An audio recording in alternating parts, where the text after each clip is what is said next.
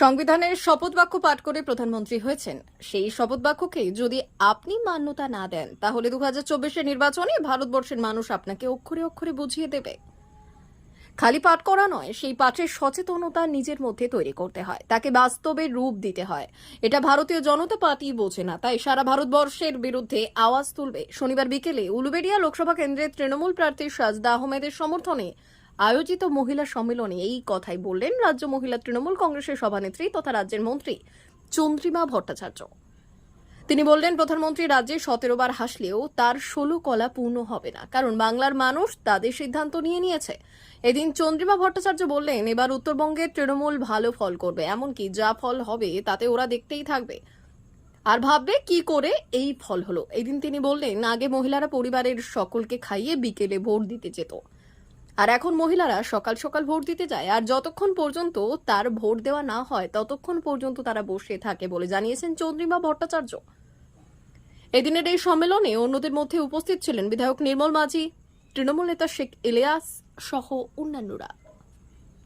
সংবিধানের শপথ বাক্য পাঠ করে প্রধানমন্ত্রী হয়েছে, সেই সংবিধানের শপথ বাক্যকে আপনি যদি মান্যতা না দেন, ভারতবর্ষের মানুষ আপনাকে এই 2024-এর নির্বাচনে তার অক্ষরে অক্ষরে বুঝিয়ে দেবে।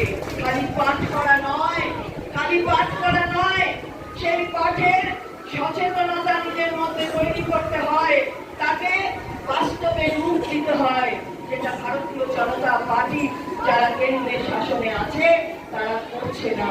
তাই সারা ভারতবর্ষ এর বিরুদ্ধে আওয়াজ তুলছে। এখানে কিচ্ছু দেয়নি, এই রাজ্যে কিচ্ছু দেয়নি। 42টি কেন্দ্রের মানুষকে তাদের গণতান্ত্রিক অধিকার থেকে বঞ্চিত করেছে। তাহলে 17 বার যদি প্রধানমন্ত্রী আসে তাতে কি হবে?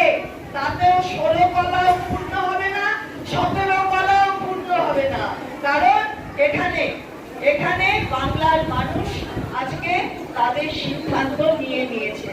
আমি দৃঢ়তার সাথে বলছি, কারণ আমি উত্তরবঙ্গে যতগুলো আসনে নির্বাচন হচ্ছে এবং হয়ে গেছে, আমি সবকটি আসনে ঘুরে এসেছি। দৃঢ়তার সাথে বলছি, উত্তরবঙ্গে আমরা অত্যন্ত ভালো ফল করব। হ্যাঁ, আগের বারে 8-0 হয়েছে, এবারে এত ভালো ফল করব যে তুমি থাকতেই রয়ে যাওগে, দেখতেই থাকবে যে ওখানে কি হলো, কিভাবে এটা সম্ভব হলো। দেখেছেন তো মেয়েরা কি করেছে? মেয়েরা একদম ইভিএম খারাপ হয়েছে, সেই ইভিএম খারাপ যতক্ষণ না ঠিক হয়েছে, ইভিএম গ্যাট হয়ে মেয়েরা বসেছিল। আগে মেয়েরা রান্না করতো, বিকেল বেলা পরিবারকে খাইয়ে